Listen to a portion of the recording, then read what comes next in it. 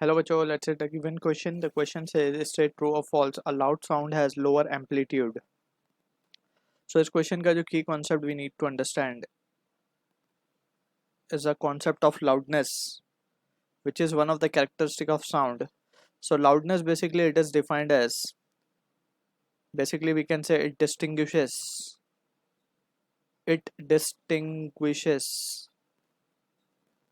between,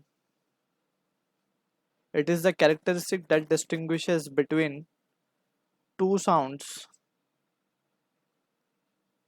having same level, having same level of sound. ठीक है, तो इस तरीके से हम लाउडनेस को डिफाइन करते हैं. तो बेसिकली लाउडनेस की जब हम बात करते हैं तो लाउडनेस इज, कुछ फैक्टर्स हैं, directly proportional to square of amplitude.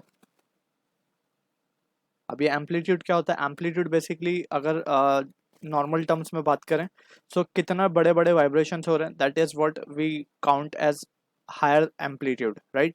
जैसे फॉर एग्जांपल अगर हम एक ट्यूनिंग फॉर्क को लेके उसको स्ट्रक करें तो जो वाइब्रेशन क्रिएट होते हैं, अगर हम बहुत जोर से स्ट्रक करें तो बहुत ज़्यादा वाइब्रेट करने लगता है. So that is what the amplitude is. Amplitude basically अपनी जगह से वो कितना डिस्प्लेस होता हुआ दिखे हमें, तो कुछ इस तरीके से वो जो ग्राफ बनता है इसका एम्पलीट्यूड, इसे हम कहते हैं एम्पलीट्यूड.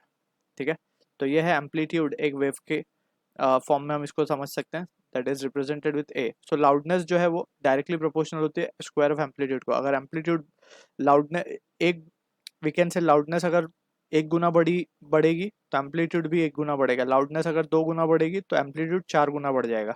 या फिर इसका उल्टा भी बोल सकते हैं, एम्पलीट्यूड बढ़ेगा तो लाउडनेस बढ़ती जाएगी. ठीक है, so a loud sound has lower amplitude, that is false. A loud sound has louder या फिर higher amplitude we can say, right. इसी तरीके से और भी बहुत सारे फैक्टर्स होते हैं, जैसे कि लाउडनेस जो है वो डिस्टेंस पे भी डिपेंड करता है, that is loudness is inversely proportional to square of distance. ठीक है, डिस्टेंस बढ़ेगा तो लाउडनेस कम हो जाएगी. सो these are the basic few point regarding characteristics of sound loudness. So I hope you understood the solution. All the best.